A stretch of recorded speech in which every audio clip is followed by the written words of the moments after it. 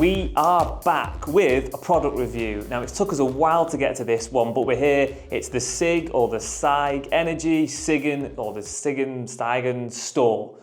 We've got the energy controller, we've got the DC-DC charger, vehicle to grid, and we've got battery modules, the base stand, we've got it hooked up to the app, and we're going to tell you everything you need to know about this product, and at the end, some little extras about a deal we've got going live. Now, we're a little bit late to the party on this one. This battery's been out for about 6 months. Well, it's certainly been popular in the UK for about 6 months. And what we wanted to do was install some, see how they're getting on, monitor them before we went out and did a product review. Anyway, that time has passed. We now know the product, we know how it works. We've got one here today to take you through everything. Before we do that, let's cover off who are Sigenergy or Sigenergy. Well, they're both the same company, we just don't know how to pronounce it. But they are a Chinese battery manufacturer. It's set up by ex-Huawei guys who were a massive player in the renewables market. They've launched this SigenStor product here in the UK and in the rest of the world. And they're up to sort of £100 million in annual revenue already, and that is growing at a phenomenal rate. There is a huge amount of hype about this product. It's sort of come from the solar and battery storage community, but it's going wider and infiltrating more and more people, and we're getting asked about these all the time, so we thought it would be great to give you a video and tell you everything that you need to know, because there are loads of things that we like about this product, there are some things that we're not sure about this product, and there's some things that we definitely don't like about this product. I was controlling that with my phone. We'll get onto that feature in a bit. So we're going to start at the top of the product and we're going to work our way down, covering off the different components. So our first one on the list is this. This is the SigenStor Energy Controller. Now, everywhere else, this is called the inverter, but they call it the energy controller. And what it will do is manage PV off the roof. It will also manage the BMS, the battery management system, and it's also a battery inverter. And if you have the optional DC car charger, it can also control that. Now, these come in various different power settings. There isn't one unit that you just change the power on it. You have to buy the specific one that you need or that you've been approved for the grid. But the good news is there is some flexibility. So there are, let me just count them up, 9 different power options for your energy controller. You've got 3 kilowatt, 3.6, 4, 4.6, 5, 6, 8, 10, and 12 kilowatts. Now, on something like a Tesla, you just buy one unit, it's rated up to 11 kilowatts, and we can just digitally change the power setting. It's not the same on the SigenStor, you have to buy the unit. If you decide later on, or you're later approved for more power, you can add a separate energy controller, and they don't have to be the same size. They can be 2 different powers and they work together. So when you design your system in the first place, what's really important is you work with your PV designer. Here at Heatable, we can do that for you, and we can specify to make sure that you get the right inverter so you're not changing hardware sort of 5-6 months in and it's costing you some money. So whilst having to get your hardware right from the off is an amber for us, there are plenty of greens about these inverters because they are really, really flexible once you've got the right one. Now, with the 3 to the 6 kilowatt, you can have 2 strings and 2 MPPTs. So essentially, if you've got 2 roof spaces, you can have one here, one there, and they'll go straight into this unit. Once you get to the 8 kilowatt unit, you get 3 strings, so you can now have 3 roof spaces, or if you've got panels that have got shading, you can sort of mitigate that without the need for optimizers or microinverters. And on the 10 and 12 kilowatt, you get 4 strings. Now, this is the 12 kilowatt inverter, so we're going to show you in a bit what they look like. Now, all of the inverters have the same maximum PP input percentage, so you can double the inverter rating with PV. So if you've got an 8 kilowatt inverter, you can have 16 kilowatt of PV onto the roof. And the startup voltage is pretty low, it's 100 volts. Now, Tesla is lower, I think that's like 80. Obviously, microinverters are a lot lower than that, but this is still pretty competitive at 100 volts. And the MPPT, the maximum power point tracker, starts from 50 volts and goes all the way up to 350. Now what this means for you as an end user is your PV designer has got a pretty broad spectrum here to get you the best functional design with the best performance for your solar system. They've got lots of different options to choose from. They can string it up, they can have panels that can start up pretty low voltage, and it means you'll get maximum efficiency from your system. So before we move on, let's take a look inside this inverter. Now, like I said before, this is the 12 kilowatt version. So this has got the 4 MPPTs, the 4 strings. So your solar panels would come in off your roof onto something called an MC4. This is this connector here, and they simply plug in. They don't have to use all 4. If you've only got 2 strings, you can just have 2. If you've got 1, you can just have 1, but you have 4 as an option. Now elsewhere, you've got a DC disconnect switch, so this is where you can isolate your DC power. You've got your AC grid connection here, so this is where you would wire your live, neutral and earth from the grid. Aside from that, there's not many other options because this battery has an interconnecting click design. So as you click modules and inverters on, usually you have to put in the battery cables, the positive and the negative. You have to put a COM lead or a BMS lead. On this system, it's essentially all in one push connector, so it frees up time and it makes it quicker to install. Something just to note with this inverter is there is mechanical cooling. So obviously inverters get hot. So what Sigenergy do to combat this is they blow cool air through using these small fans. And what this does is manage the temperature of the unit, and it stops it overheating and having to slow down or even shut down. There was one other thing I forgot, and it's this. This is the 4G dongle. So you've got 3 connection choices with the product. You can have a LAN connection hardwired. It's always the best if you can do it. Sometimes it's not practical. Second to that, it's got built-in Wi-Fi, but if that signal isn't strong enough, then you can buy the optional 4G dongle. Now this dongle comes preloaded with about 2 years worth of data. Beyond that, there will be a subscription to keep the data payments up, but it's not going to be too expensive. It's going to be like 20 or 30 pounds a year, and you're only going to need the dongle if your Wi-Fi is not good enough and you can't get a LAN connection. So that's your inverters done. Let's move on to this. Now this is a pretty hyped up product. We get so many questions about it, and it is the DC car charger that can also do vehicle to grid.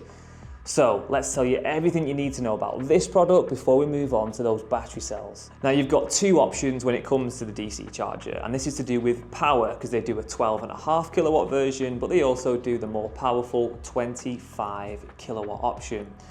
Now both of these essentially will put DC power straight into your vehicle without having to convert it from AC to DC to charge your car. Obviously here in the UK, most car chargers on a single phase can only do 7.4 kilowatts. On this, theoretically, you could have 25 kilowatts of power if you had enough storage and enough PV to give you 25 kilowatts. Now, the reason this is really popular is people like fast charging, and also what it stops is energy being exported to the grid. Because if you've got 20 kilowatts of power in your system, let's say from PV, and you've got a single phase AC charger, you're going to have 13 kilowatts going straight out to the grid, where with this system, you could have all 20 kilowatts go straight into your EV. Now, there is a problem with this system. There's actually 2 problems. One of them is you need to have a CCS connector on your EV charger. So an AC charger will have these 3 here. CCS is polarity, positive and negative. So not all cars have these because not all cars have fast charging. A lot of hybrids don't have them. So you'll need CCS if you're going to have this on your EV. The second problem, and it is a problem, it's not actually approved for the UK. The grid, the network operators are not interested right now in approving DC to DC car chargers or vehicle to grid systems here in the UK.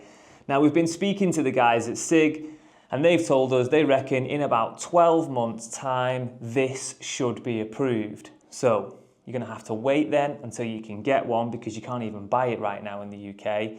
But what is good news is if later on you decide that you're going to go for the DC charger, it's been approved, it's a really easy install. Because this is a modular plug-and-play system, all you've got to do is lift the inverter off, drop the DC-DC module on, and then you'll be charging your car with PV without having to convert it. But because you can't buy this in the UK yet, it's probably a red.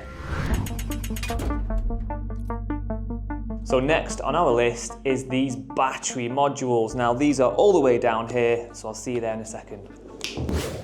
So here are the battery modules. Now we've got one of each here. We've got a 5 and we've got an 8 kilowatt hour. But they look the same, and that's because the physical dimensions are identical. You can't tell the two just from looking at them.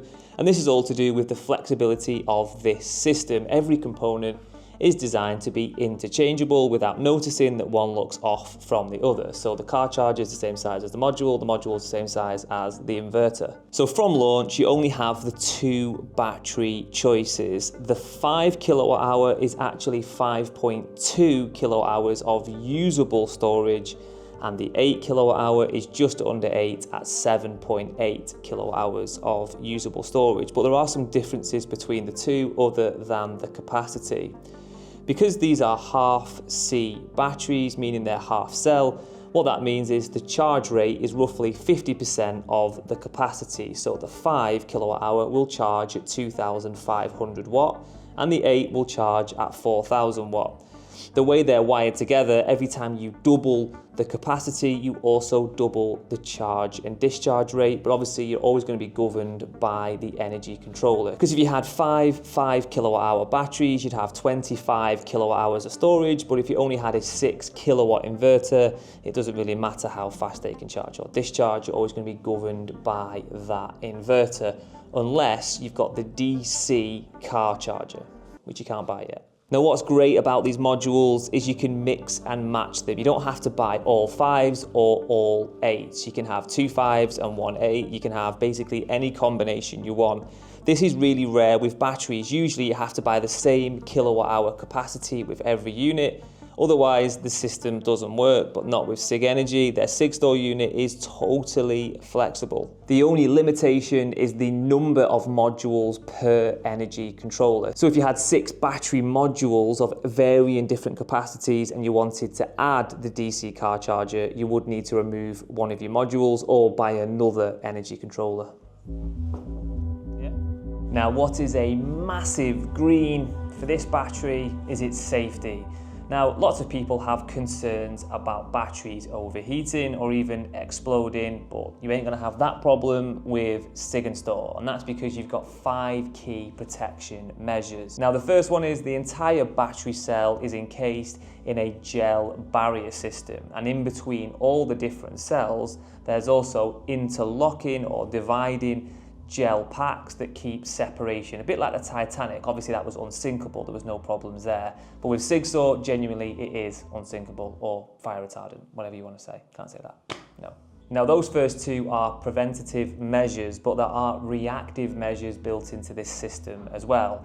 So one of them is heat monitors. There's various little sensors around the cells that monitor the temperature of the battery.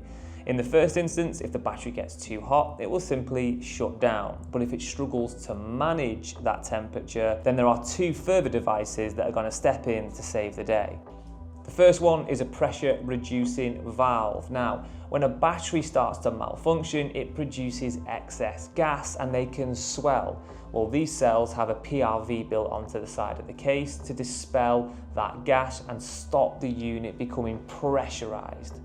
And then the next fail-safe, the end-of-line fail-safe measure is a fire suppression cartridge. So there's a little pyrotechnic fuse inside the battery that will go off and blow powder all over the cells to stop it catching fire if the temperature cannot be controlled even after the PRV has been discharged. So it's a super safe battery unit.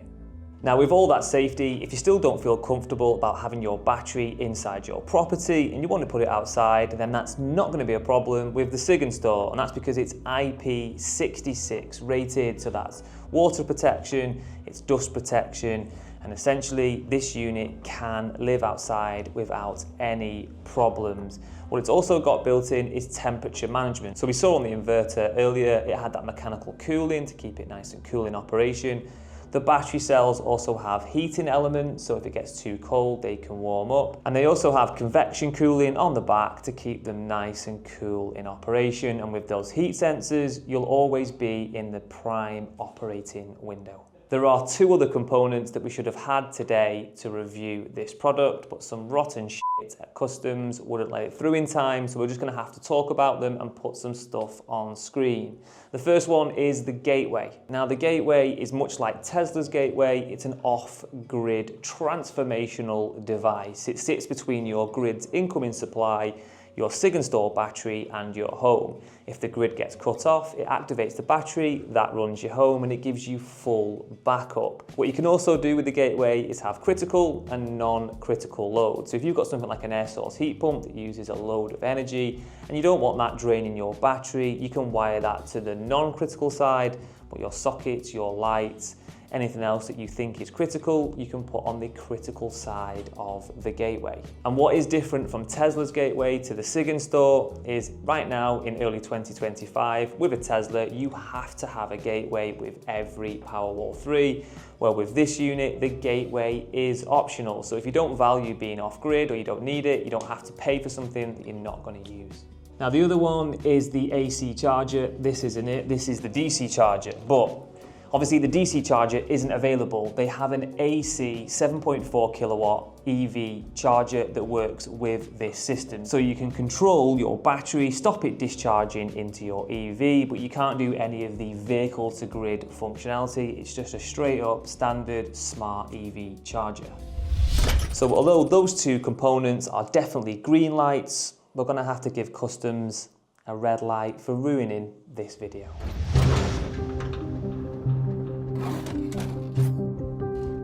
Now this is a super powerful battery and you've got to be able to control all that power. Anyway, it's really easy to do because you've got this. This is the SigenStor app or the Sigenergy app. So the first thing you're going to see is this home overview. So right now we're producing 8 kilowatts on our solar system. Our home is pulling 2 kilowatts and we're charging the actual battery. Nothing is going to the grid. Now we can also look at our energy statistics and we can look at this over any period we want. We can choose a day, a week, a month, a year, or the lifetime of the system. And we can see our energy balance here. So this is the amount we've produced, the amount we've consumed, how much has gone to the grid, how much has come from the grid. We can look at production, we can look at consumption in isolation, and if we enter our rate plan, we can see how much energy we have saved and how much we have earned from export in here. And at the bottom, you'll get a tally of your environmental benefits, which are probably second to the actual savings you're making, but hey ho. Beyond that, we've got some system settings. So if we click into device, so green light, everything's working. If we've got any issues, we can check into the modules and see what they're doing. We can change our settings and we can power the system down via here. Beyond that, if we click into our site, we can also go into some further parameter settings. Now, earlier on, I was playing with the lighting. Oh, it's getting bigger. So you can choose the lighting of the LED strips on the side of the unit. You can have it on a pulsing, you can have it on a constant. You get customized, personalized ones for like Christmas. You can have like a snake flying around, a pinball. It's pretty cool to play around with, although you'll probably be bored with it after the first week. And you can change the front indicator as well. Now, beyond that, there are some actual settings that do things that are more than just playing around with your device. And these come under here. So you've got operation mode. So AI is a big part of this battery system. And what you can choose is to have your Sigen AI mode activated. And this is where the cloud will look at your home's energy consumption, what it thinks your energy patterns are. It will also look at stuff like what the weather is forecasted to be. So if it thinks it's going to be sunny tomorrow, then it's going to look and say, look, we're going to produce lots of sun. We don't need to charge from the grid. And it will make the best decision to save you the most money. Alternatively, the most popular mode is self-consumption, which essentially means consume everything you possibly can on site. And if you have to, export it. You've got time-based control, so you can charge, you can discharge, arbitrage with your battery, and then you've got fully feed into the grid. So if you just want to export because you're getting a really high export rate, then you can select that there and push your battery and all your solar systems to the grid. There's loads of other settings and features on this app, which I'm not going to cover in this video, but if you want to set import limits, export limits, you want to set grid parameters, you want to set charge and discharge, or if you want to download all of your content from your system, you just put your email in there and it'll send you a report on everything that's been going on at home. So I've just shown you that operation mode, that AI Smart Sigen control. What you can do is pair your battery to dynamic tariffs. So let's look at something like Octopus Agile. This is a half-hourly tariff that gets released 24 hours before the half-hourly prices come in.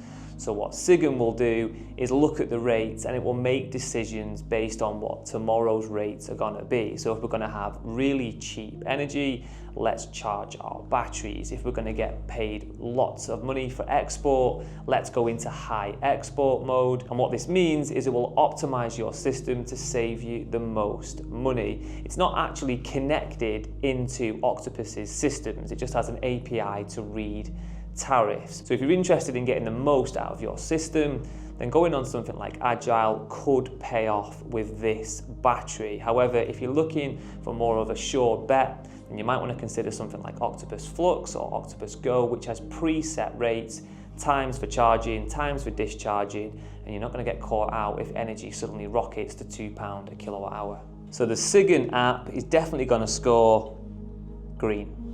Now, buying a battery is a big investment, and what you want to make sure is that you've got a warranty that is going to last the life of the product. Well, it certainly is with this SigenStor, because you get 10 years on the energy controller and 10 years on the battery modules. And what they guarantee with batteries, that in 10 years you'll have 70% of the original capacity still left in your battery. If it's any lower, they will replace the cells. Now, not all components come under the 10-year warranty. The car charger has a 2-year warranty, and that gateway from launch is only a 2-year warranty. Now, this is at odds to something like Tesla, because their gateway and their battery both come with 10 years. However, we have been speaking to the Sig team, and they've told us they are looking to up the gateway warranty, but as of March 2025, that is not confirmed and it is still 2 years. But if you are looking for more protection on your inverters and your battery, there is an option. For a fee, you can increase the warranty to 15 years on the inverter and the batteries, and that costs about £250 per module. It does vary slightly depending on the product. So the 8 kWh modules are more expensive to insure for the additional 5 years, the 5s are cheaper, and the lower power warranties are cheaper, but the higher power ones cost more. But as an average, you're looking about £250. So we're going to give the battery and the inverter warranty a green, but we're going to give the gateway and the charger an amber, because 2 years just isn't long enough. So how much does all this cost? Well, it depends who you buy it from and when you buy it, because prices for batteries move around all the time. But March 2025, for a battery-only installation, you're going to pay around £6,500 for 16 kilowatt hours of storage and a 6 kilowatt inverter. If you do that with solar, that drops to around £5,000. 2, 1. Now, if you're already sold on a SigenStor for your home, then head over to heatable.co.uk, get your free design call, and we'll get you one of these installed as little as 14 days. So that was a long video, but there is a prize if you made it to the end, and we've got enough left, because as a launch offer for this product, we've teamed up with Sigen to bring you an unbeatable prize. Okay. So we've partnered with Sigen to run a promotion, and we've got 4 prizes that you can choose from for your new SigenStor battery system. Now, to qualify, you need to buy 16 kilowatt hour of storage. Once you've done that, then we will give you one of 4 free prizes. So the first prize is a free gateway to take you off grid. Alternatively, you could go for the EV AC, car charger supplied and installed. Or you could take a 15-year warranty on the total system. And the last prize is that if you choose to add more storage, if you buy a 5 kilowatt-hour module, we will give you a free upgrade to 8 kilowatt-hours. Now, this is limited to the first 100 customers. We've already sold 15 of them on the first couple of days, so you're gonna have to be pretty quick. And if you're watching this video further down the road and you want the prize, you can't have it, unfortunately.